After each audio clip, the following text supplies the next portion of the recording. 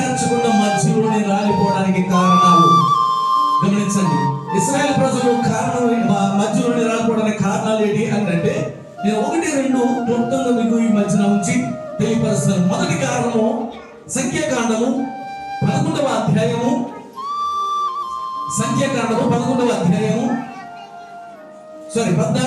11వ వచనం. యెహోవా మైక్ తీసుకో, బాగా గమనించండి పిల్లలు, ఒకసారి మీరు డిస్టర్బ్ చేయొద్దు, బయటికి వెళ్ళొద్దు. బాగా గమనించండి. ఈ వాక్యము నీ జీవితంలో బహు జాగ్రత్త కలిగి మీరు వినాలని నేను మనవి చేస్తూ ఉన్నాను. ఈ వాక్యం వివరిస్తూ ఉండగా ఇటువంటి లోపాలు మన జీవితంలో ఉంటే, మనలో ఉంటే సరిదిద్దుకోవడానికి ప్రయత్నించాలి.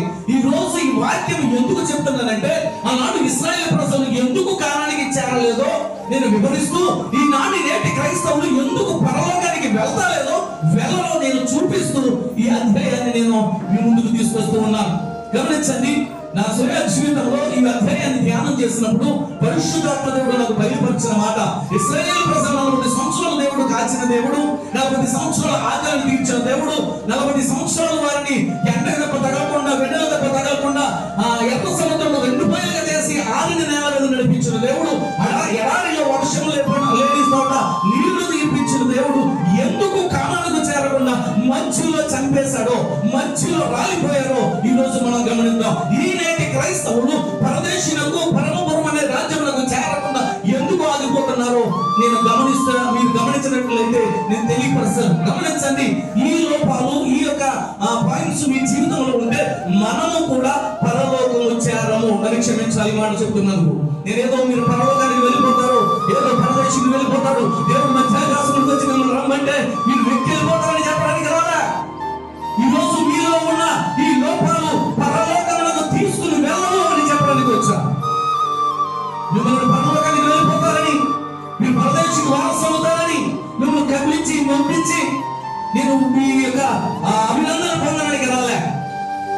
ఎందుకు పరలోకానికి వెళ్ళరు అని చెప్పడానికి వచ్చాను. గమనించండి, ఇశ్రాయేలు ప్రజలు సంఖ్యాకాండము 14వ అధ్యాయము 11వ వచనం. దేవునికి స్తోత్రం కలుగును గాక. యెహోవా ఎన్నాళ్ళ వరకు ఈ ప్రజలు నన్ను, మొదటి కారణం ఏంటి? అలక్ష్యము. మొదటి కారణం ఏంటి? ఎవరిని అలక్ష్యం చేస్తున్నారు ఇశ్రాయేలు ప్రజలు? ఎవరిని అలక్ష్యం చేస్తున్నాడు? దేవుడైన యెహోవాను అలక్ష్యం చేస్తున్నాడు. దేవుడైన యెహోవా పక్షమున నిర్లక్ష్యం వహిస్తున్నాడు. ఎందుకు ఈ ఇశ్రాయేలు ప్రజలు అలక్ష్యం చేస్తున్నారు? ఎన్నాళ్ళ వరకు ఈ ప్రజలు నన్ను అలక్ష్యం చేసేదారు. ఎవరిని అలక్ష్యం చేసేది? 40 సంవత్సరాలు నీకు ఎండ దెబ్బ తగలకుండా, వెన్నెల దెబ్బ తగలకుండా కాల్చిన దేవుణ్ణా?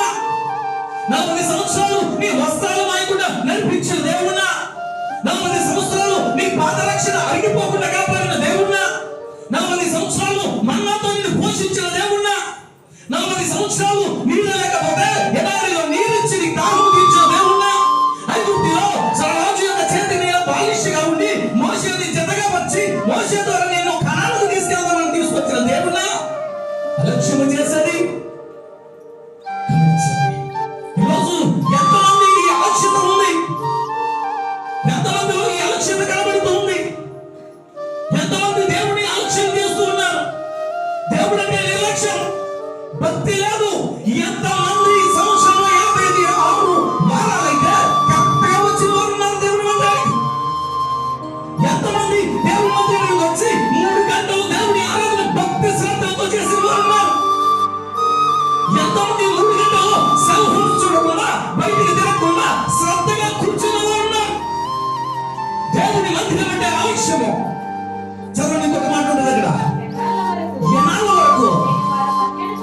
గమనించండి, నేను వారి మధ్యన చేసిన సూచక క్రియలను చూచి, చూడండి, సూచక క్రియలు చూసి కూడా నమ్మకుండా అలక్ష్యం చేస్తున్నారు. చూడలేదంటే మాట్లాడలేదు. సూచక క్రియలు చూడలేదంటే పెద్ద సబ్జెక్ట్ లేదు, ప్రసంగమే లేదు. కానీ ఎవరో చేశారు ఈ కార్యాలు? జీవము కలిగిన దేవుడు. చూసింది ఎవరు? ఇశ్రాయేలు ప్రజలు. ఏం చేశాడు? అరణ్యములో మోషేనిచ్చి మోషేతో కలిసి ఏ లోటు లేకుండా సకల ఆశీర్వాదాలతో నిన్ను నడిపిస్తూ ఉంటే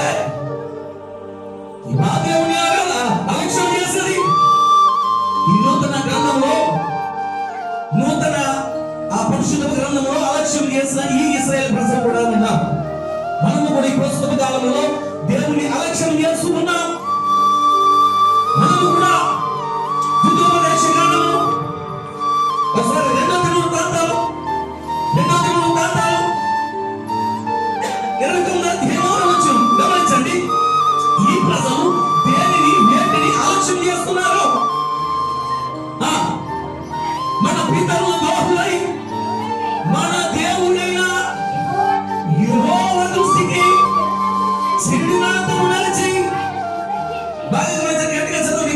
ఆయనను విసర్జించి ఆయన నివాసమునకు పెడమొఖము పెట్టి దానిని అలక్ష్యం చేస్తున్నారు. ఇశ్రాయేలు ప్రజలు దేనిని అలక్ష్యం చేస్తున్నారు? దానిని గమనించవలసిన పరిస్థితి వచ్చింది. ఈ ప్రస్తుత జనము, ఈ ప్రస్తుత కాలంలో ఈ జనాలు దేనిని అలక్ష్యం చేస్తున్నారంటే ఆయన నివాస స్థలమైన మందిరాన్ని, ఆయన నివాస స్థలమైన దేవుడి మందిరాన్ని. మందిరం అంటే అలక్ష్యం, మందిరం అంటే భయం లేదు, మందిరం అంటే భక్తి లేదు.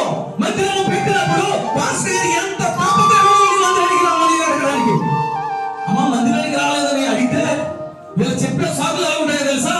చాలా నేను భయంతో ఆత్మశుద్ధితో చెప్తున్నా మాట్లాడాను. చాలా పరిశుద్ధాత్మ కదింపుతో మాట్లాడుతున్నమాట. ఇది చెప్పే సాకులు ఎల్కేజీ పిల్లోడు ఒక టీచర్ దగ్గర చెప్పే సాకులు ఉంటాయి. అసలు ఆదివారం మంత్రం మానేసేవారు జ్ఞానం లేనివారు, బుద్ధిహీనులు దేవుని మందిరానికి ఎందుకు అలక్ష్యం చేస్తున్నారు? పెడముఖము పెట్టి, దేనికి పెడముఖము? దేవుని మందిరములకు, దేవుని నివాసములకు పెడముఖము. అసలు మందిరము ఎప్పుడు మనలో తెలుసా? ఒకటి, ఎవరైనా చనిపోతే, లేదా మనం చనిపోయే స్థితి వస్తే, లేదా రెండోది లేవలేని పరిస్థితి వస్తే. అర్థమైందా? దేవుని మందిరానికి మానే స్థితి ఎప్పుడైనా ఒకటి, ఎవరైనా చనిపోయిన మన వాళ్ళు, లేదా ఏదైనా మనం లేవలేని స్థితిలో ఉంటే మానచ్చు. మనం ఎందుకు మానేస్తాం? ఎందుకు ఈ ఆలక్ష్యం? పెడముఖము అంటే పెట్టండి ఒకసారి. ఎలాగా పెడముఖం? ఈ పెడముఖం తెలియాలంటే ఇద్దరు సిస్టర్స్ దెబ్బలాడుతుంటారు. ఆ సిస్టర్ ఎలా వెళ్తుంటే, ఈ సిస్టర్ చర్చలుగా ఆవిడ ఎక్కడ చూడదు, ఏ పక్క పెడితే ఎడమోహం పెడితే, ఇంకా ఆవిడ ఈ పక్కన చూస్తుందా, ఆవిడ పెడమోహం పెడతారు. ఇప్పుడు దేవుని మందిరానికి మనం ఏం చేస్తాం? ఎడమొఖము పెడముఖము పెడుతున్నాం. దేవుని మందిరాన్ని అలక్ష్యము చేస్తున్నాం. నేటి క్రైస్తవులు దేవుని మందిరానికి రావడానికి ఎందుకు ఈ అలక్ష్యత?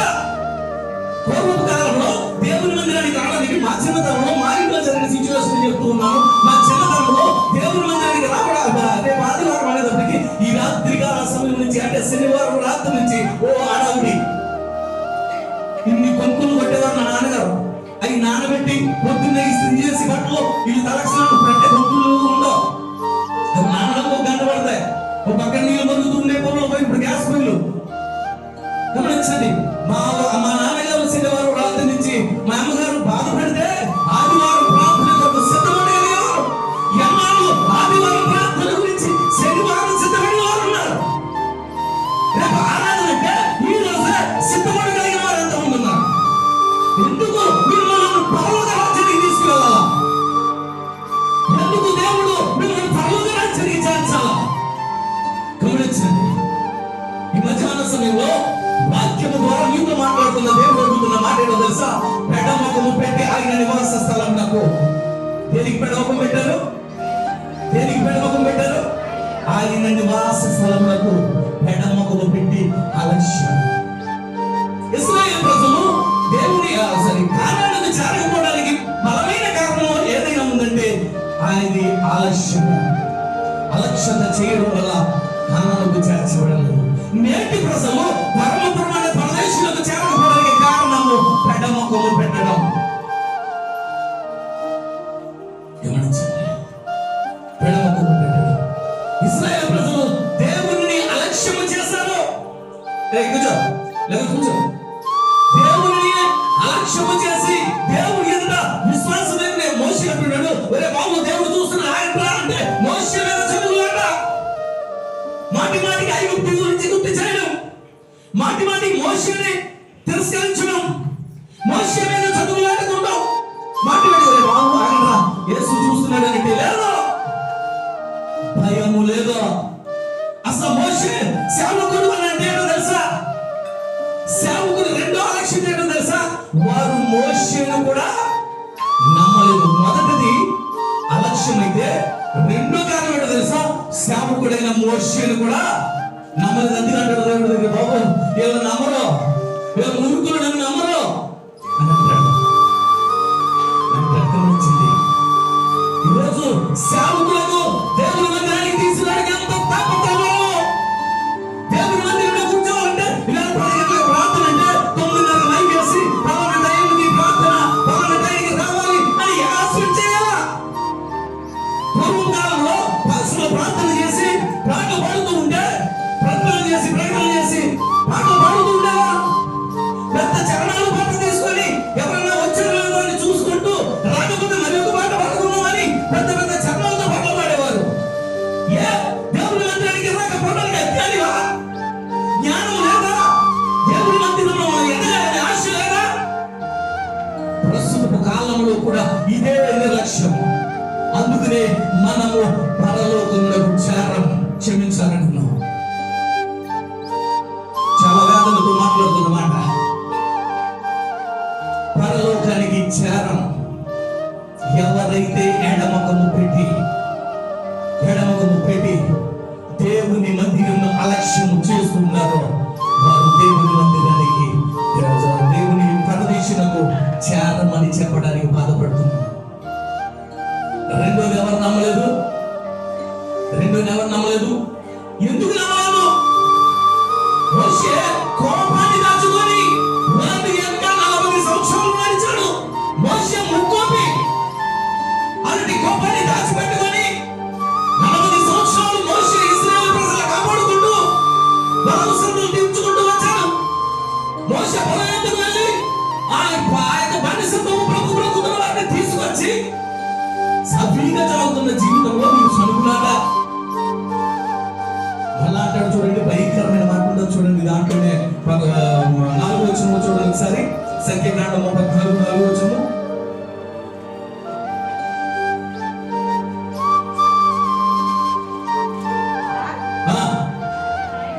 గమనించండి. వారు మనము వేరొక నాయకుడిని ఒకరిని నియమించుకొని, దేవునికి స్తోత్రం కలుగును గాక. ఎవరు కావాలంటే వీరికి గమనించండి. ఇక్కడ ఉన్నారా? 2 చేతులు పైకి చేసి దేవుని స్తోత్రం చెల్లిద్దాం. వేరొక నాయకుడు 40 సంవత్సరాలు నీ వెనకాల కాచాడు. 40 సంవత్సరాలు నీ యొక్క కుటుంబాన్ని విడిచిపెట్టి మీతో ఉన్నాడు. 40 సంవత్సరాలు కుటుంబంలో ఉన్న సమస్యలను విడిచిపెట్టి మీతో ఉన్న సేవకుడిని కాదని వేరొక సేవకుడు. నేటి క్రైస్తవులు కూడా జాగ్రత్త పడవలసిన సమయం వచ్చింది. నీ సేవకుడు చెయ్యి తప్ప వేరొకటి జరిగి నీ నెత్తి మీద పడితే అది శాపం, బహుశాపం. నీ సేవకులను గౌరవించకపోతే, నీ సేవకుని ప్రేమించకపోతే, నీ సేవకుని చెయ్యి తప్ప వేరొక చెయ్యి నీ మీద పడితే అది బహుశాపం. ఎందుకు తెలుసా? నీ సేవకుడి చేతి మీద ఆయన నీకు ఇవ్వాల్సింది దాచిపెట్టాడు. నీ సేవకుడి చేతి మీద నీకు ఏది అవసరమని దాచిపెట్టాడు. సేవకుడంటే లోకువా, సేవకుడంటే గౌరవం లేదు, సేవకుడంటే భయం లేదు, సేవకుడంటే భక్తి లేదు. మనిషిని వేరొక నీకు నా నాయకుడు సరిపోడా? నీకు నా సేవకుడు సరిపోడా? గమనించండి. మన తండ్రి మంచివాడు కాకపోతే వేరొకరు పిలుచుకొచ్చి తండ్రి అని అంటారా? గమనించండి. ఒకవేళ నా తండ్రి మంచివాడు కాదు, ఎవరో చూసి వాడు నా తండ్రి అని అనగలమా? లేమో. మంచివాడుగా చెడ్డవాడినా నీ తండ్రి. మోషే కూడా వారిని బిడ్డలా కాస్తే, వారి సమస్యలన్నీ చూస్తూ వారికి ప్రతిదాన్ని సమకూరుస్తూ వస్తే, కాదు వేరొక నాయకుడు కావాలి. నీ సేవకుడి బాధ సరిపోవడం లేదా? నీ సేవకు ఆత్మీయ నడిపింపు సరిపోవడం లేదా? గమనించండి. మోషే ఏం చేసాడు తెలుసా? దాని గురించి మోషే ఏం చేశాడు తెలుసా? సర్వ సమాజం ఎదుట సాగిలపడి ఒక్క మాట గమనించండి. సేవకుడికి మీరు అనాలి చెప్పాలా? సేవకుడు మీకు చెప్పాలా? గట్టిగా చెప్పాలా? సేవకుడికి మీరు చెప్పాలా? మీకు సేవకుడు చెప్పాలా? ఏం చెప్పాలా? Praise lord. కానీ మోషే ఏం చేస్తారో తెలుసా? సర్వ సమాజం ఎదుట సాగిలపడ్డాడు. దేవుడు కుమిలిపోతున్నాడు. దేవుడు కుమిలిపోతున్నాడే. ఇశ్రాయేలు ప్రజలారా, వాడు నీవు ఎన్నుకున్న అభిషిక్తుడైన వాడు, నా ఆత్మ చేత నడిపించబడిన వాడు, వాడు మీ ఎదుట సాగిలపడేటట్లు చేస్తారా? ఈరోజు ప్రస్తుత కాలంలో ప్రైజ్ ది లార్డ్ చెప్పే స్థితి కాలిపోయింది. వందనాలన్నా చెప్పే మాట పోయింది. మరణాలు బ్రదర్ అని చెప్పే రోజులు పోయాయి. పిల్లలు కూడా ఇదే పరిస్థితి. దేవుడు చిన్నవాడిని వదిలేసేవాడు కాదు. రెండో అధ్యాయం 23 వచ్చిన చూడండి ఒకసారి. 2 రోజుల గ్రంథం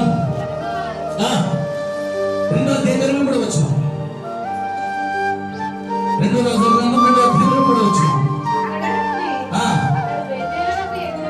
అక్కడ నుండి బేతేలునకు వెళ్ళాను. బాగా గమనించిన బిడ్డలు కూడా, చిన్న బిడ్డలు గమనించిన రాయి మీకు అనుకున్నాను. అతడు ద్రోవను ద్రోవుచుండగా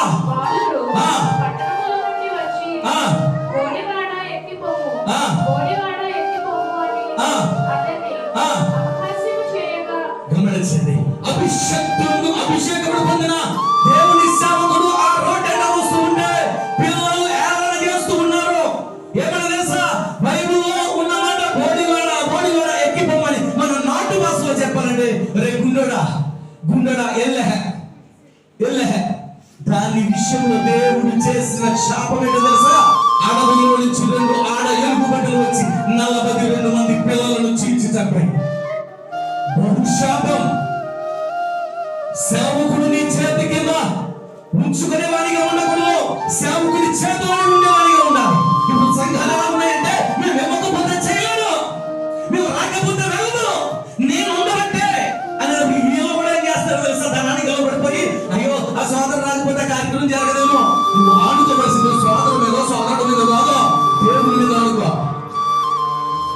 ఈ రోజు ప్రస్తుత కాలంలో సేవకులను గౌరవించే బిడ్డలు ఎంతమంది ఉన్నారు?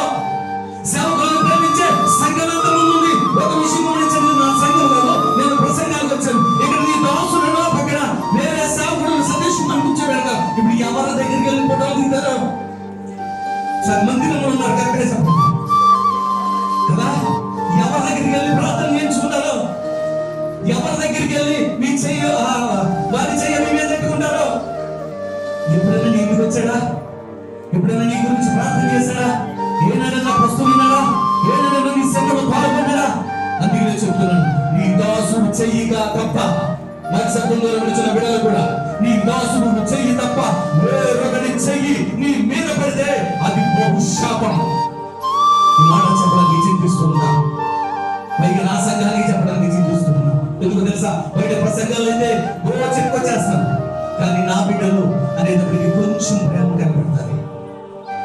కానీ ఇప్పుడు చెప్తున్నాను, వేదంతో చెప్తున్నాను, దేవుడిచ్చిన అభిషేకంతో చెప్తున్నాను, నీ దాసుడు చేయి తప్ప, నీ దాసుని ప్రార్థన తప్ప వేరొక హస్తం నీ మీద పడకూడదు. మోషే కూడా వేరొక నాయకుని ఎంచుకోవాలని చూశారు, మధ్యలోనే రాలిపోయారు.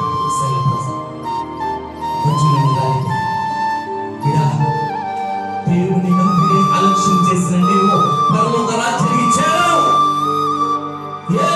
దేవుని మందిరము 10:30 కంటే ఆ ప్రారంభ ప్రాంతంలో నిలబడలేని స్థితికి ఉన్న నీవు, ఆ ప్రారంభ ప్రాంతానికి వచ్చి ప్రాంతంలో పాల్గొనలేని స్థితి ఉన్న నీవు ఎందుకు చేర్చాలి పరలోక రాజ్యానికి?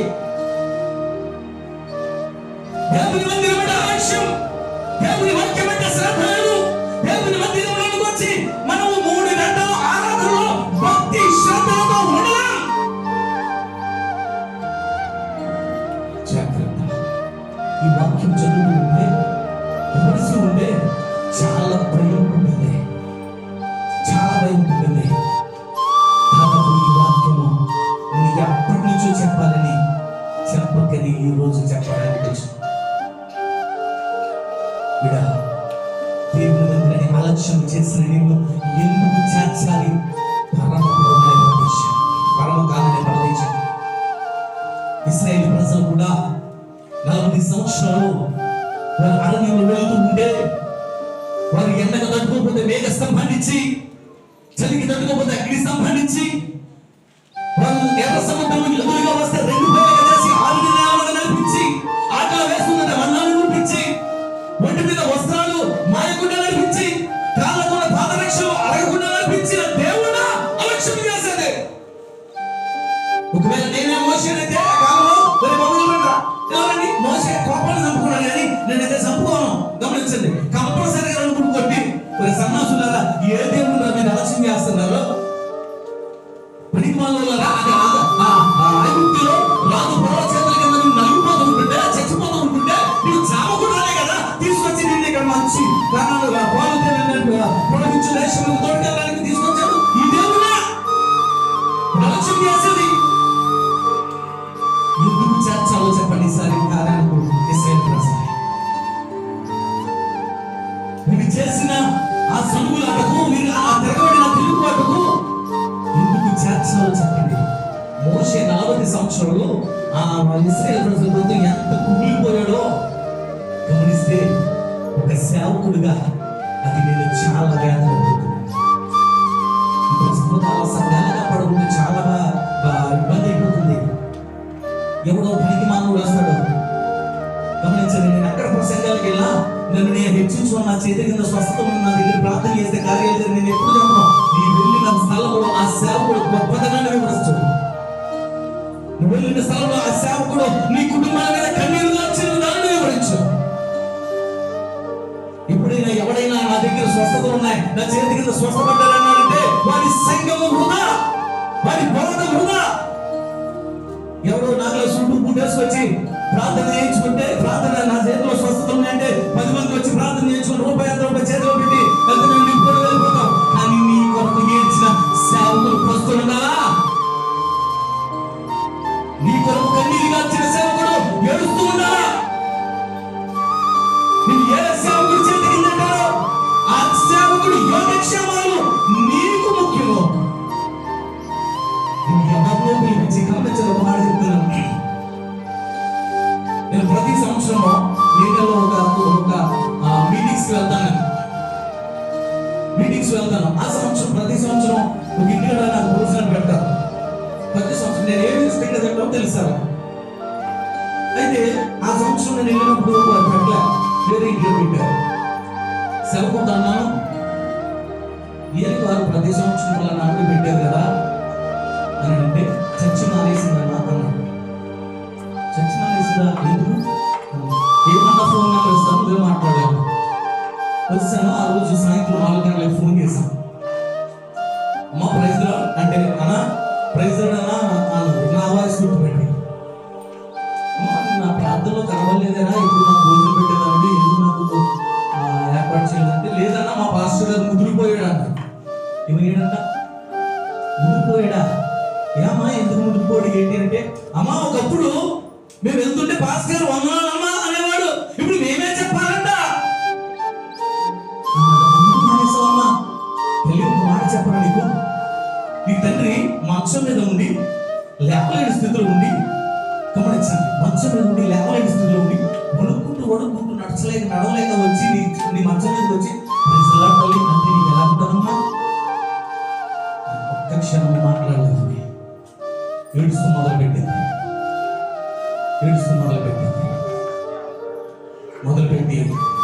అమ్మ అది కరెక్ట్ కాదు కదా, నీ సేవకు నీకు వందనాలు చెప్పడం కరెక్ట్ కాదు కదా, నీవు ఆయనకి చెప్పాలా, నీవు నీ తండ్రికి చెప్పాలా, నీవు కూతురుకు కనుక నీవు ఆయనకి చెప్పాలి అంటే వెంటనే ఫోన్ పెట్టేసి ఆయనతో క్షమాపణకి క్రైస్తవాలు చెప్పి వచ్చింది. ఈ రోజు నేను ఆ ఫోన్ మాట్లాడకపోతే ఆ సోదరి ఆ లోపంతో పర్వత రాజించాడు.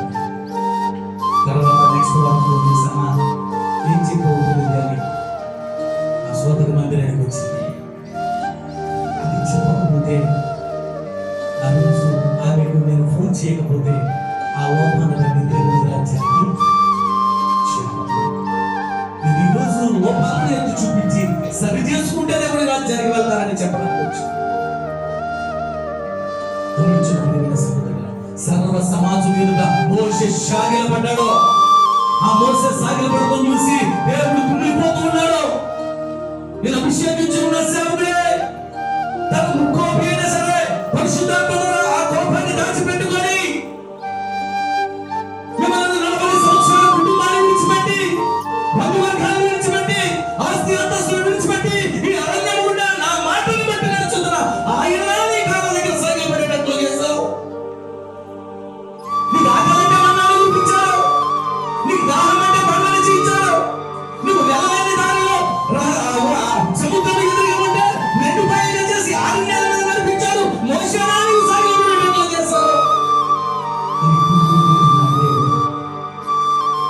కుంగిపోతున్నట్టుగా.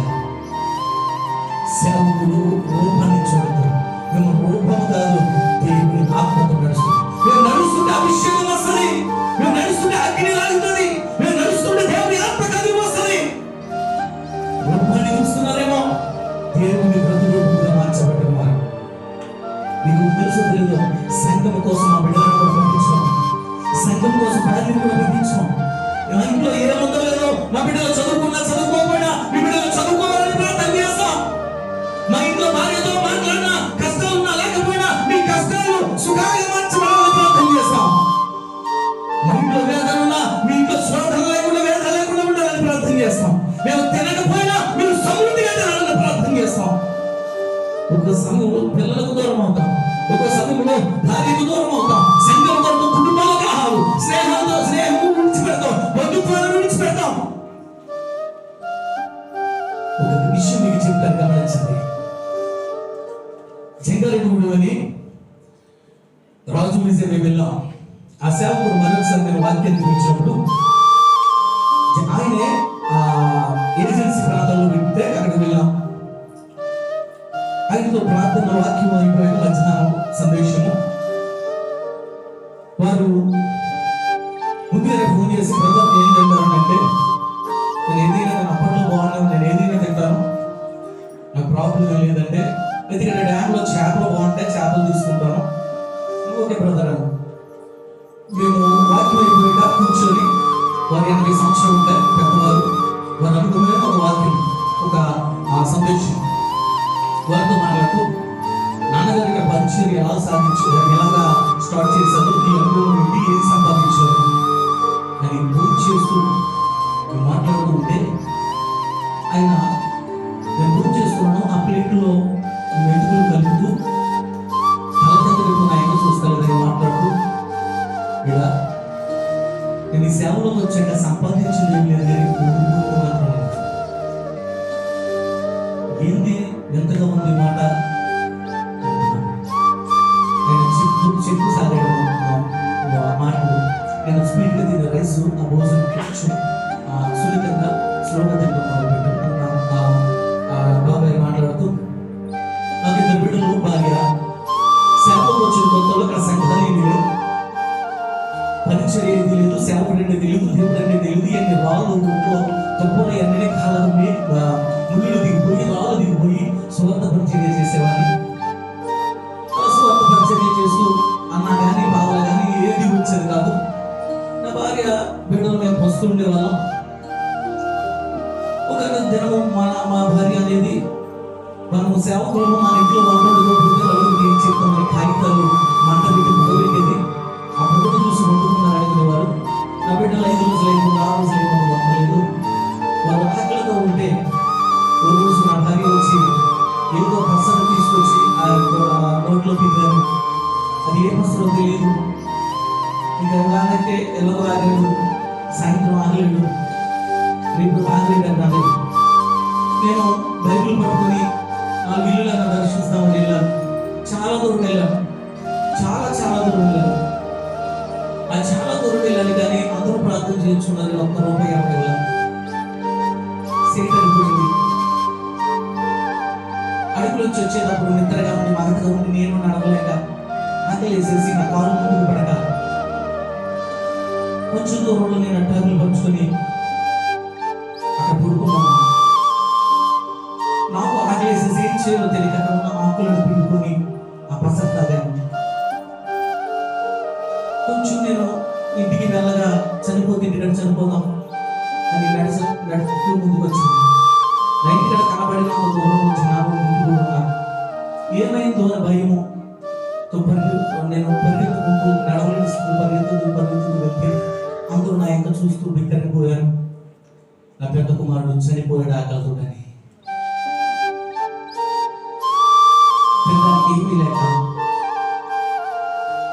పెట్టడానికి ఏమీ లేక ఆ చివరిలోనే మన ఇంటికి వెళ్ళే ముందులోనే ఒక 2 సోదరులు ప్రార్థన చేయించుకోవడానికి పిలిచారు. పిలిచి వారన్నా ఒక అన్న కానీ బావలు కానీ ఇస్తారేమో అనుకున్నాను. వారు కూడా మంచి నీళ్ళు ఇచ్చి పంపేశారు. ఏమీ లేవు. ఇంటికి వెళ్ళిపోయి పడిపోదాం అన్న స్థితిలో వచ్చేటప్పుడు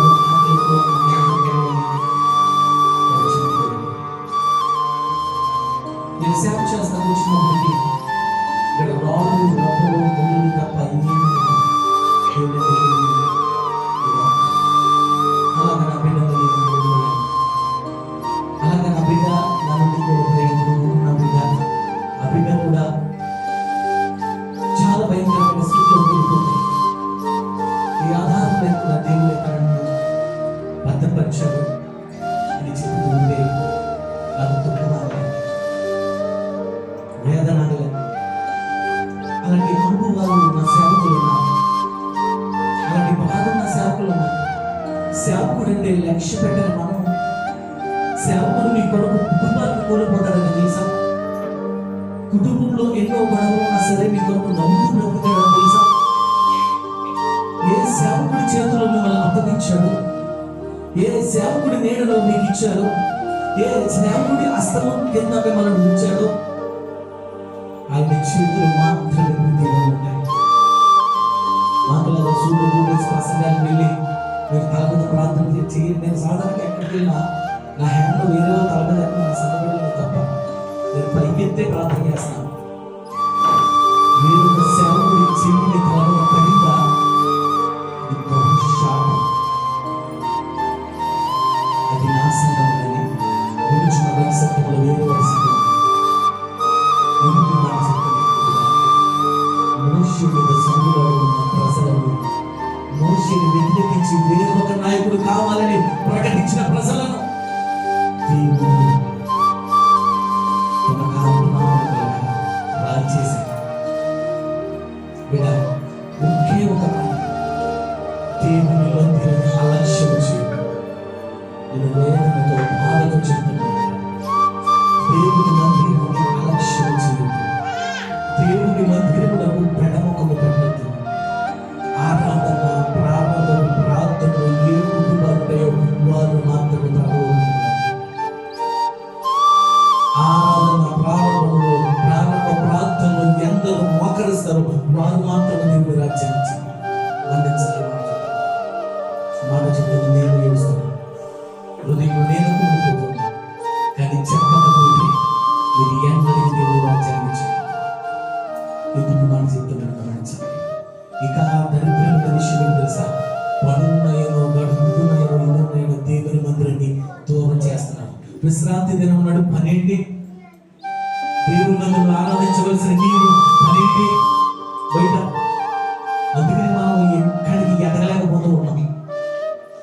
దేవుని మందిరంలో మన సాక్ష్యాలు చెప్తాం, దేవుని మందిరంలో తీర్మానం చేసుకుంటాం, అవన్నీ కూడా వృధా అయిపోతుంది. ఇశ్రాయేలు ప్రజలు దేవుని కోపాన్ని చూసి కానానుకు చేరలేదు. ఈనాటి ఇశ్రాయేలు ప్రజలు దేవుని మందిరాన్ని అలక్ష్యం చేసి ప్రవేశించారు. ఇలా భక్తుంది శ్రద్ధ లేదు, భక్తుంది భయం లేదు, భక్తుంది నేను ఎలాగో చాలా ప్రతి దానికి సమయం ఉంటుంది. దేవుని మందిరానికి రావడానికి మాత్రము సమయం, ప్రతిదానికి సమయం. దేవుని మందిరానికి అలక్ష్యం. అందుకనే ఈ అలక్ష్యం వల్లే మన జీవితాల్లో నిర్లక్ష్యం. ఈ అలక్ష్యం వల్లే దేవుని రాజ్యానికి చేరలేకపోతామని చెప్పడానికి మొదటి కారణం ఇశ్రాయేలు ప్రజలు కానానుకు చేరకపోవడానికి మొదటి కారణం ఏంటి? అలక్ష్యం. రెండవ కారణం సేవకుడిని నమ్మకం, సేవకుడిని గౌరవించడం. మరి బిడ్డలకు నేర్పండి, సేవకుడు కనబడితే బిడ్డలు లేదు మనమే పెట్టడం, సేవకులు అది మంచిది. సేవకుడు నీకు చెప్పేస్తుందో ఉండదు, సేవకుడి ద్వారా నీకు చెప్పేస్తుందో ఉండదు. సేవకుడు నీకు చెప్పేస్తుందో ప్రైజ్ ద లార్డ్ అని మరణాలన్నా వందనాలన్నా నేను చెప్పింది నీకు ఉండదు. అందుకని చెప్తున్నాను, అభిషేకం పొందుకున్న ఏరియా తను భారత నుంచి లేదా తన దారి నుంచి వస్తుంటే చిన్నపిల్లల వారిని ఏలన చేశాడు. ఏలన చేసిన వెంటనే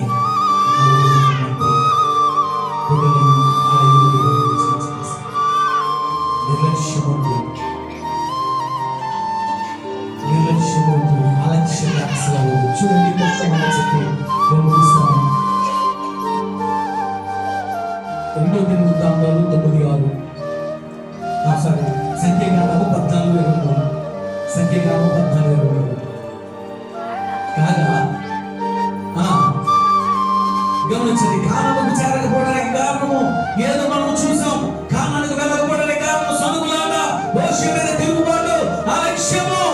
అందుకనే అంటున్నాడు 23వ వచనంలో, కాగా వారి పితరులకు ప్రమాణము చేసిన నేనిచ్చిన దేశమునకు వారు చూడలే.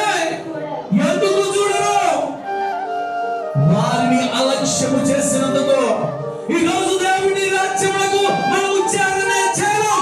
ఎందుకు చేరము అంటే మందిరాన్ని నిర్లక్ష్యము చేసింది. శుక్రవారం ప్రార్థన అంటే నిర్లక్ష్యం, ఆదివారం ప్రార్థన అంటే నిర్లక్ష్యం. చెప్తున్నాను, చెప్పగానే బిడ విశ్రాంతి దినము దొంగలించొద్దు, విశ్రాంతి దినము దొంగగా మిగిలిపోదు. చాలా మంది బాధ కలిగి ఉంటుంది, మన్నించాలి. కానీ వాక్యము బోధించాలి. చూడండి ఏమంటున్నాడు, పితరులకు ప్రమాణం చేసిన దేశం వారిని చూడలే. ఎందుకు చూడలేదు? మీరు మోషేని లెక్క చేయలేదు. కానానుకు వెళ్ళాలని దేవుడు సన్నిధి వారిని నడిపిస్తూ ఉంటే దేవుడి మీద తిరుగుబాటు, దేవుని అలక్ష్యము. అందుకే అంటున్నాడు 11వ అధ్యాయము ముందు చదవండి, చూడండి 11వ అధ్యాయం 14 మొత్తం చదవండి. యెహోవా ఎన్నాళ్ళ వరకు ఈ ప్రజలు నన్ను అలక్ష్యము చేయుదురు? ఎన్నాళ్ళ వరకు నేను చూసినాక నేను వారి మధ్యన చేసిన సూచక క్రియలు నన్ను నమ్మకయుందురు.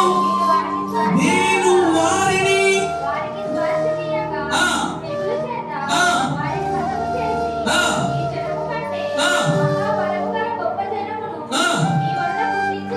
దేవునికి స్తోత్రం కలుగునుగాక. హల్లెలూయా.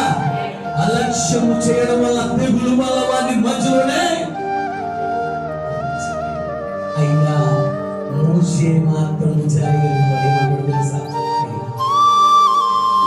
అక్కడి నుంచి తీసుకొచ్చి ఇక్కడ చంపేస్తే నీ దేవుడు మంచివాడు కాదంటారే, స్వార్థపరుడు అంటాడే.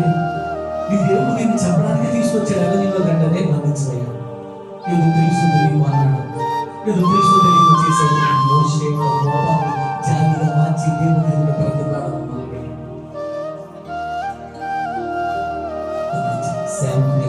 మీరు ఎక్కడికో పోతూ ఉంటే, ఎవరెవరికో వెళ్తుంటే, ఎక్కడెక్కడికో పోయి దేవుని దగ్గరికి రాకపోతూ ఉంటే, మనసులో వేదన ఉన్నా, బాధ ఉన్నా, కోపం ఉన్నా, దేవుని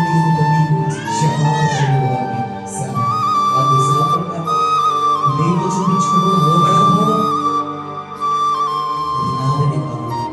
బయట శబ్దంలో ఏ సేవకుడు గురించి నీ ఆత్మీయ తండ్రి, నీ సంఘం కాపరి, నీ సంఘాలను కాచే కాపరి, నీ కుటుంబాల పక్షం ఏడ్చే కాపరి, నీ కొరకు కన్నీరు కాచే కాపరి, నీ కొరకు పస్తులుండే కాపరిగా నువ్వు నిర్లక్ష్యం వహించడం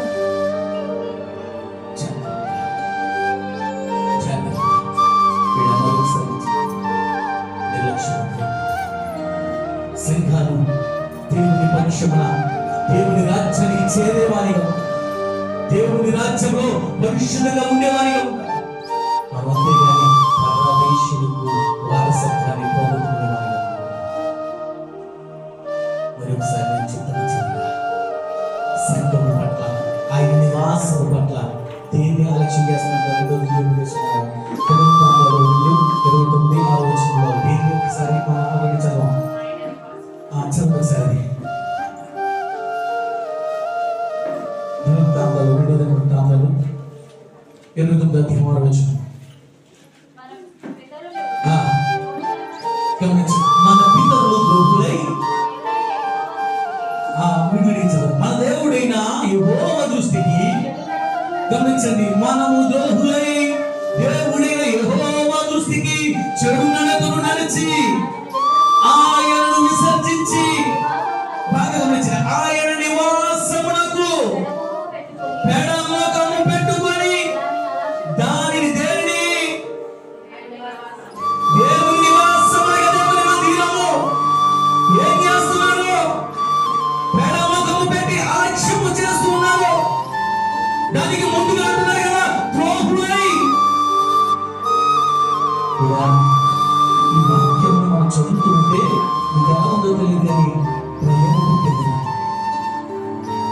ప్రేమ పుట్టింది.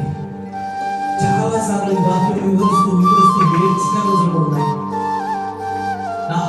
నేను పెద్దవాళ్ళతో అనుభవాన్ని పంచుకునేటప్పుడు వారు చెప్పే అనుభవాలను బట్టి కుమిలిపోయిన రోజులు ఉన్నాయి.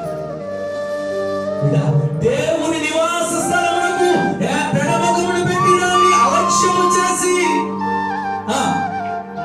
మరియు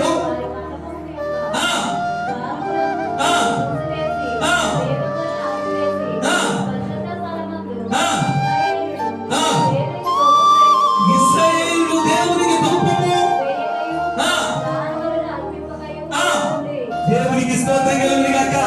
దేవుని మందిరాన్ని అలక్ష్యం చేయడమే కాదు, వారు దేవుని మందిరాన్ని ప్రేమకు పెట్టడమే కాదు, దేవుని మందిరం ద్వారములను మూసారు. దేవుని మందిరంలో వెలిగించవలసిన అగ్ని ధూపములు ఆర్పివేయబడ్డాయి. దేవుని మందిరంలో వధించవలసిన బలిదానాలు ఆగిపోయాయి. ఇందుకు అనుమాన పరలోక రాజ్యానికి తీసుకెళ్ళి ఎందుకు తీసుకెళ్ళాలి ఒకసారి ఆలోచన చేయండి. మనసు పెట్టి మీరు పరలోక రాజ్యానికి వెళ్తారా అంటే పెద్ద పాపాలు దేవుని మందిరానికి అలక్ష్యము చేయడం పాపం. ఇప్పుడు గమనించుకోండి, సార్ నేను ఖచ్చితంగా పరలోక రాజ్యానికి వెళ్ళగలను అనే బలమైన ఒడ్లగించేది ఉందో ఎగిరిపోయేది కాదు. నేను అలక్ష్యము పెట్టను, ప్రేమకు పెట్టను, దేవుని మందిరంలో గొప్ప వేస్తాను, నిత్యము అగ్నిని వెలిగిస్తాను అనే వారు ఎవరైతే ఉన్నారో వారు దేవుని మందిరంలో దేవుని రాజ్యము పరమపురం అనే రాజ్యములోనికి వెళ్ళి వారసత్తులుగా స్వీకరిస్తారు. ఆయన ఆసమాసగా వెళ్ళిపోయేది కాదు. పరమ రాజ్యం అంటే దేవుని మందిరాన్ని అలక్ష్యము చేస్తే దేవుని రాజ్యముకు చేరం.